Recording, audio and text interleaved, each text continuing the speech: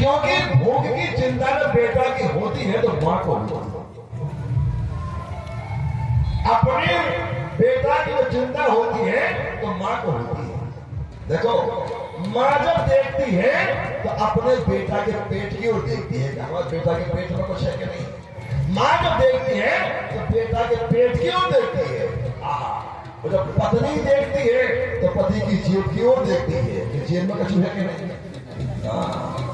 यदि जेब में वहां 40 हजार जाए तो खाएगी, मैं देखा वहां ये बोले ये कौन लिया तो दो तरफ चला दी हमने, ये बोले वो खेली।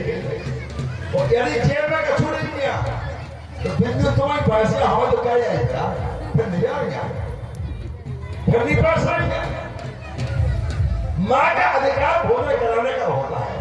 बुंदेलखंड की कहावत है कि मघा न बरसी तो भरे न खेत, और माता न बरसे। लेकिन भैया कहावत उल्टी हो गई। हाँ, कहावत उल्टी है। अब बताइए कि हाथ का भोजन साथ हो नहीं लगता, जबकि बोलने बेटियां समझदार हैं। लेकिन मम्मी से मांग लो, अम्मा से मांग लो, लेकिन मम्मी भाभी को कहा तुम्हें चले चलो मां का। और की बात छोड़ो, यदि आप मां कहोगे मां तो मां के कहने में मुंह खुल जाता है। क्या कहते हैं, आप मां कहोगे तो मुंह खुल जाएगा। और एक बार बाप कहो तो वो बंद हो जाएगा।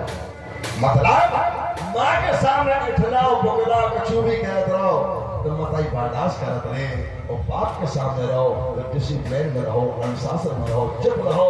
जितनी बाप कहे उतनी बात को सुनो, आगे लफा झपड़ की बात करो। मताई बर्दाश्त कर, लड़का मताई से भरो बोल जाए, बुरा बोल जाए, गाय दे दे, कछु कर दे, सारे तरफ ना बोले।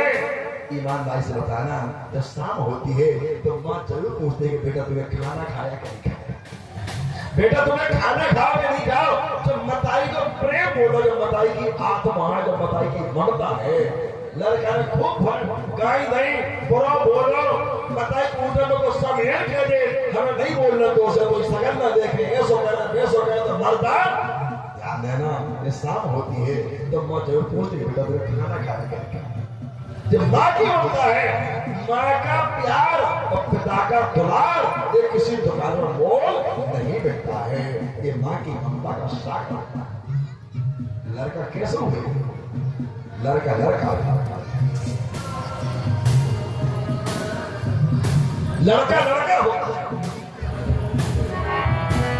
प्रेम से बोलो वृंदावन हरिलाल की जय हो। भगवान कन्हैया सुदामा ने भोजन किया। भोजन करने के बाद